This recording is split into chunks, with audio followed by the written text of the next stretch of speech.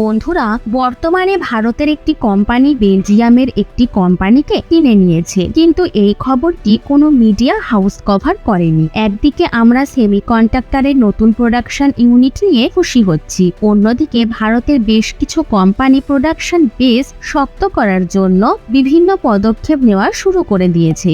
আশ্চর্য ব্যাপার হচ্ছে এটাই যে এই কোম্পানির নাম হাতে গোনা কয়েকজনই জানেন। তো বন্ধুরা, বিষয়টিকে জানতে ভিডিওটিকে শেষ পর্যন্ত দেখুন। বন্ধুরা, মুম্বাই বেসড একটি কোম্পানি বেলজিয়ামের যে কোম্পানিকে কিনেছে সেটি safety sensor, battery management, thermal system, wireless charger, automotive সেক্টরের জন্য ইন্টেরিয়ার রুফ লাইটিং এর মতন বেশ কয়েকটি ইলেকট্রনিক প্রোডাক্ট ম্যানুফ্যাকচারিং করে। বর্তমানে এই কোম্পানিটিকে অ্যাকুইজিশন করার জন্য ভারতীয় কোম্পানিটির কাছে এই সমস্ত প্রোডাক্টের অ্যাক্সেস চলে আসবে এবং দ্রুত ভারতীয় গাড়িগুলিতে ইন্ডিজেনাইজেশন বাড়তে দেখা যাবে।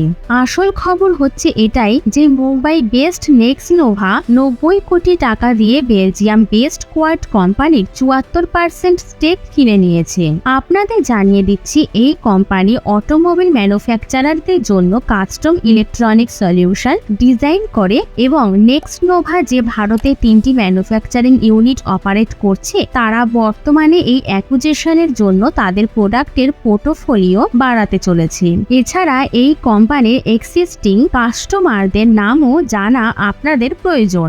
এদের কাস্টমার সুজুকি, হন্ডা, ইয়ামা, ফুড, টাটা মোটরস, এছাড়া কেটিএম, টয়োটা, প্যানাসোনিক এবং স্যামসাং এর মতো কোম্পানি রয়েছে।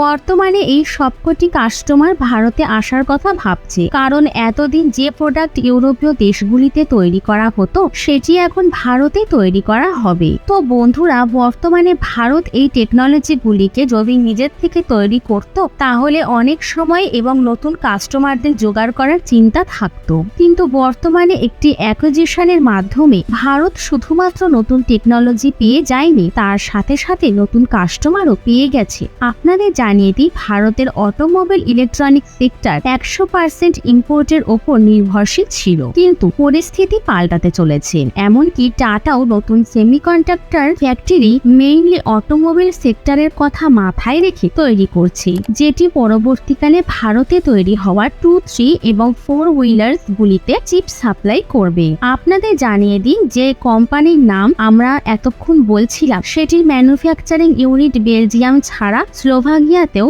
রয়েছে এবং অটোমোটিভ ছাড়া মেডিকেল সেক্টরের জন্য কিছু সিস্টেম এখানে প্রোডাকশন করা হতো। এছাড়া আশা করা যাচ্ছে ভারতের নেক্সট নোভা কোম্পানি পরবর্তীকালে কনজিউমার ডিউরেবল সেক্টরের জন্য ইলেকট্রনিক প্রোডাক্ট ম্যানুফ্যাকচার করতে দেখতে পাবেন। তাছাড়া বর্তমানে ভারত এই পদক্ষেপ নিয়ে সেই সমস্ত দেশগুলির মুখ বন্ধ করে দিয়েছে যারা ভারতকে শুধুমাত্র বড় মার্কেট হিসেবে দেখত।